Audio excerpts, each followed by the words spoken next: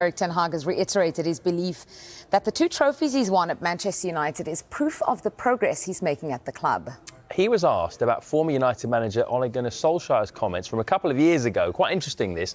Solskjaer said that league position defines progress rather than trophies. I think all the leagues are important. And I think in top football, it's by the end of the day by winning trophies and to hit the targets. And you set some targets in a season, but also on the longer term, where you want to grow into, and therefore you have a strategy, and then follow the strategy, and develop and progress the team. And that is something tells when you win one of the 5 leagues, and that you then you hit some targets, and then you have you did your job well. So Michael Bridge is with us, giving us the expert opinion on today's big talking points. Wouldn't go that far, you know. It's been nice to him. Of course he is. Just joking, Bridge. Right, so we start with Manchester United, Erik ten Hag, and what we just heard there, those comments by Ole Gunnar Solskjaer during his time at Old Trafford. He said success in the league is more important than cups. What do you think matters most to supporters? Well, you cover Manchester United matches yourself. You get the feeling when you're at Old Trafford, it shouldn't be either or, surely should it? It should always be success in the league for Manchester United and domestic honours. Ole Gunnar Solskjaer did pretty well in the league, but didn't do as well in the cups. We've seen Erik ten Hag in his first season win the Carabao Cup, beating Newcastle in that final, finishing 3rd, 75 points. Now, last season, Manchester United, 8th, 60 points, 14 league defeats. You ask any Manchester United fan, a pro Ten Hag or an anti-Ten Hag, that's too many defeats. It's not good enough. But it was an excellent win in that FA Cup final against Manchester City. City, strong favourites. People, we'll never know, but people say it probably kept Erik ten Hag his job. This is a new-looking United off the pitch, though. Emma Barada's come from Manchester City. We've got Dan Ashworth, Sir Dave Brailsford, Jason Wilcox. There's a lot of changes boardroom and upstairs level at Manchester United, but the head coach has remained. But of course he's going to defend himself in terms. But it's Manchester United. I think it should be league and domestic trophies as well. And of course Europe, they've got Europa League. It's an interesting discussion, isn't it? Because you could say that probably winning trophies is what the fans want. They want trophies. They want to have that moment of celebration. But maybe there is also an argument to saying that you know, where you come in the league is a greater test of the health of the team or the progress. You know, if you come 3rd as opposed to 8th. So I kind of get both points. Yeah, I mean, 8th, just to reiterate, it's 14 league defeats, 60 points. Manchester United. Now, what will be Manchester United's target this season? Only the board and Erik ten Hag will know. But one thing we will know, and we can predict quite easily, they've got to get Champions League football, regardless of what they win domestically. There's been a lot of focus on Marcus Rashford. As you can see, Sam is back with me here. OK, at the weekend, how encouraging were the signs? Well, I think it's a lot more like it from Marcus Rashford. I don't know what he was doing over the international break, but if we can see from the numbers, it looks like he has found his shooting boots. We were talking before the international break. This was the big stat. No shots from his opening 3 matches. But at Southampton, he certainly had a lot more shots, and obviously he got his goal as well. Obviously, if you don't shoot, you don't score, so you don't get shots on target or XG as well. But quite noticeably, he was a lot better with the ball as well. His passing accuracy is up, and quite interesting, his possessions lost went down by 50%. So he looked after the ball a lot better, as well as getting on the score sheet, and it was certainly a lot more like it from Marcus Rashford. Ah, well, I saw his social media. He was working with a personal coach and personal trainer. He was doing some boxing as well. So that was what was going on. That goal saw him join an elite club. Explain more. Yeah, Marcus Rashford has now scored in 10 different Premier League seasons. And obviously Manchester United are known for their longevity, especially when it comes to youth academy players. And as you can see, look, I think it's going to be difficult to get to Ryan Giggs at the top 21. He has to play for 11 more Premier League seasons, but he's got 3 more years left on his 3 more seasons after this on his United contract. That would see him go level with Wayne Rooney, who of course was United's record goal scorer as well. But obviously it's not just the number of different seasons that Marcus Rashford has to score in, it's the quantity of goals. So could that goal against Southampton at the weekend be the start of something, a start of resurgence? Because we haven't seen the usual Marcus Rashford that we saw 2 years ago over the past sort of 18 months to 2 years. Yeah, but is he being outperformed by another of United's attacking players? Yeah, I'm not sure many people would have called this at the start of the season, but United's most efficient forward has been Amad Diallo. He's been keeping Alejandro Garnacho out of the team, and while he didn't necessarily get on the score sheet, he certainly impressed against Southampton.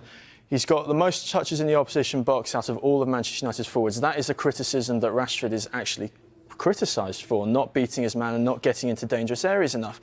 He's also top for shot creating actions, so that's the actions you make, whether that be a pass, a dribble, a carry of the ball through the lines, or a shot itself that leads to a shot. He's created the most amount of chances for United, but quite interestingly, he's also had the most amount of passes into the penalty area. They're both at 10, so you know, the chances are if Amad Diallo plays a successful pass into the penalty area, it's going to be a chance created. And the key thing, we always say this with Erik ten Hag, he wants his side to press efficiently and win the ball back. And he's also top for that, which is particularly impressive because players like Joshua Zirkzee, Alejandro Garnacho, they're also pressers as well. So for Amad Diallo to be top of that, it's really encouraging signs. It's a really encouraging start to the season for him. It certainly is. Well, for the moment, Sam, thank you very much. You can see how United get on against Barnsley. It's live on Sky Sports Football and main event from 7. And you can keep across all those ties in the EFL Cup plus tonight's games in the Champions League. That's the soccer special from 7 Sky Sports News.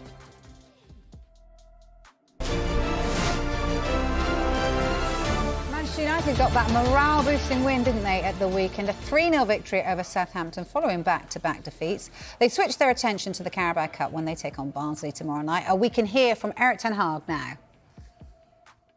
First of all, you've talked a lot about winning trophies. This was one of the trophies that you have won.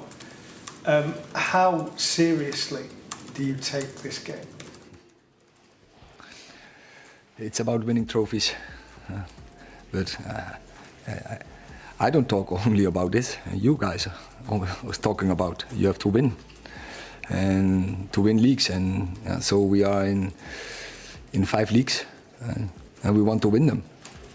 So no doubt we are aiming for a trophy. So this is one opportunity. So we take it seriously. In terms of your team, first of all, is there any chance of Luke Shaw coming back? And if not, is there any update on him? And also, Agati clearly came on. Is he likely to start? First, Luke Shaw. He's progressing, but not yet ready for be selected. And Ugarte, you will see tomorrow what the selection will be for this game. Sorry, can you just clarify, when is Luke potentially going to play? He's progressing well, and of course we have a plan in our head when he can be ready, but you're always dependent on how the progress will go, and you can't think, you can't make a suggestion, and because there are so many factors why a real plan can accelerate or can slow down. In terms of selection, how big a dilemma have you got? Because you picked up a win at the weekend to start building a little bit of momentum.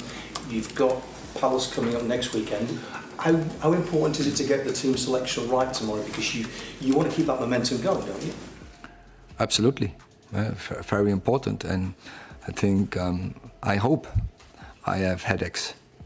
And because last year I had also headaches, but there were no players available. So I hope I have many players available, and then we can make a selection from game to game. Definitely, we have to rotate because we have to cover so many games, and so it's not only about a start 11. So a nice headache. That is a nice headache. In terms of the competitions, you've obviously won this trophy in your first season, then you won the FA Cup. Do you accept now that maybe the bar's risen a little bit, the owners need you to push on and win something more significant? No, I would say it's significant. FA Cup, Carabao Cup, it's significant. I see all the attention from all the teams, from all the owners, from all the managers, when they win a trophy like Liverpool last year did with winning the Carabao Cup. And I saw that final, and not only going up to that final, I saw all the teams battling for it. We want the same. So it's very important. And in football, to win trophies, and in England football, it's very important. You have 5 leagues, you have 5 opportunities, and our aim is always to win all the games. So win all the trophies if possible. Eric, you talk about the importance of the squad players getting minutes. This is a huge opportunity for Anthony, who just before the season started said that he wanted to prove to everybody how good of a player he is. Is this the best opportunity for him to prove to everybody? Tomorrow you will see what the lineup will be. And we have everyday training, and the players have to earn the right to play. When players doing the right things in training, when the attitude is good, when they show performance in training, then they will earn the right to play. Eric, in terms of the players that came off at the weekend, the defenders, Martinez, Mazraoui, I think De Ligt was just a cramp, but how are those players going into this game? They are all available. They are good. Okay, and also on the injury front, in terms of Rasmus, Victor Lindelof, Mason Mount, I think it looked like perhaps they wouldn't be ready this week, but might have a chance next week after the Palace game. Is that about right? So they are not ready for tomorrow. Okay, so a possibility for the weekend. We will see how the progress will continue. Aston Villa and Liverpool involved in the opening night of this season's Champions League, and the first opportunity to see how the new format will work. This is what you need to know ahead of the tournament. There are 36 teams taking part in the league phase. They'll all play 8 games rather than the 6 guaranteed games in the previous group stage. The top 8 progress automatically to the knockout stages. The teams finishing 9th to 24th in the league phase go into the playoffs, playing over 2 legs to go into the last 16. Those who finish 25th to 36th, they're eliminated. Well, the games kick off tonight, and this week's it's an exclusive Champions League week, meaning no Europa League or Conference League, with the other competitions getting their own exclusive week later in the season. That exclusivity means that this week's Champions League games are being played over Tuesday, Wednesday and Thursday. After that, they'll revert to the traditional Tuesday and Wednesday slots. For the 8th and final match week, all 18 games will kick off at the same time. That's on January the 29th.